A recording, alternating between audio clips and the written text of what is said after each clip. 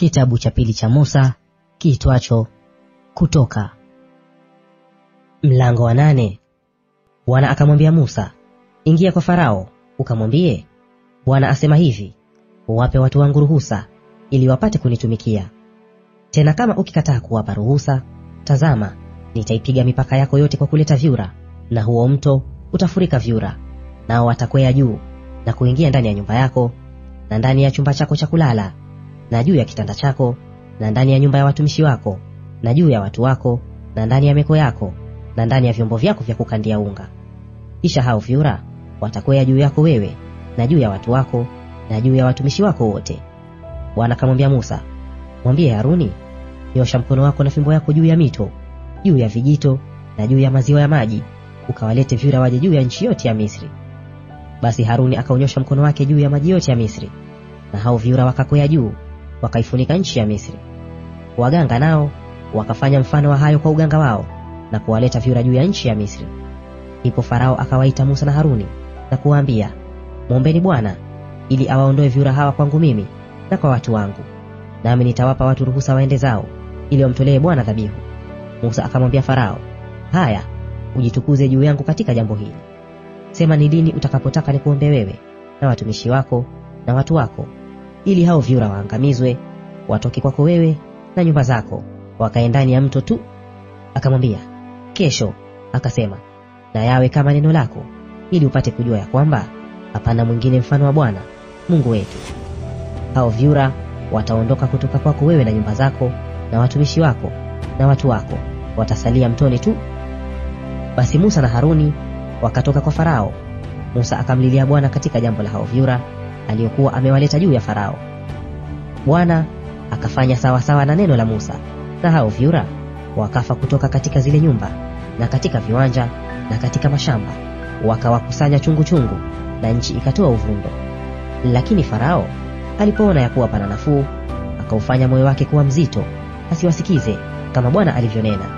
Bwana akamwambia Musa, mwambie Haruni, nyosha fimbo yako, ukayapige mavumbi ya nchi, ili kwamba yawe chawa katika nchi yote ya Misri. Nao akafanya. Haruni akaunyosha mkono wake na fimbo yake na kuyapiga mavumbi ya nchi, nayo yakawa chawa juu ya wanadamu na juu ya wanyama, mavumbi yote ya nchi yakawa ni chawa katika nchi yote ya Misri. Hawa waganga nao wakafanya mfano wa hayo kwa uganga wao, ili kwamba walete chawa, lakini wasiwezi. Nako kulikuwa na chawa juu ya wanadamu na juu ya wanyama. Ndipo wale waganga wakamwambia Farao, jambo hili ni chanda cha Mungu. Na moyo wake Farao ukawa mgumu, asiwasikize, vile vile kama Bwana alivyonena. Bwana akamwambia Musa, inuka asubuhi na mapema, simame mbele ya Farao, angalia, atoka aende majini. Kamwambie, Bwana asema, wape watu wangu ruhusa waende zao, ili wanitumikie mimi. Au kwamba huwape ruhusa watu wangu, tazama, nitaleta wingi wa manzi juu yako wewe, na juu ya watumishi wako, na juu ya watu wako, nao wataingia ndani ya nyumba zako, na nyumba za Wamisri zitajawa na wingi wa manzi, na nchi nayo ambayo wa juu yake. Nami siku hiyo nitatenga nchi ya Gosheni, watu wangu wanayokaa, ni hao manzi wasiwe huko, ili kwamba upate kujua wewe ya kuwa mimi ndimi Bwana kati ya dunia. Nami nitatia mpaka kati ya watu wangu na watu wako, ishara hiyo italetwa kesho. Bwana akafanya, wakaja wingi wa manzi kwa uzito sana, wakaingia nyumbani mwa Farao na katika nyumba za watumishi wake, tena katika nchi yote ya Misri, nayo nchi iliharibiwa kwa ajili ya wale manzi.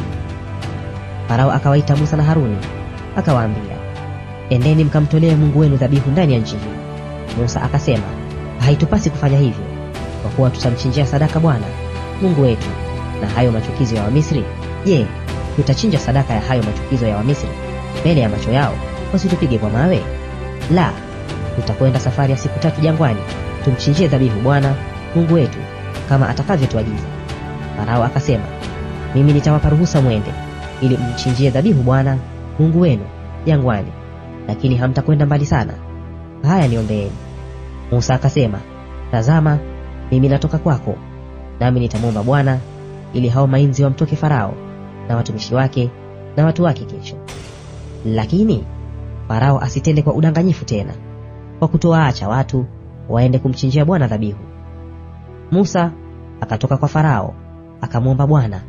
Bwana akafanya kama neno la Musa, akawaondoa wale manzi wabaya kwa Farao na kwa watumishi wake na watu wake, hakusalia hata mmoja.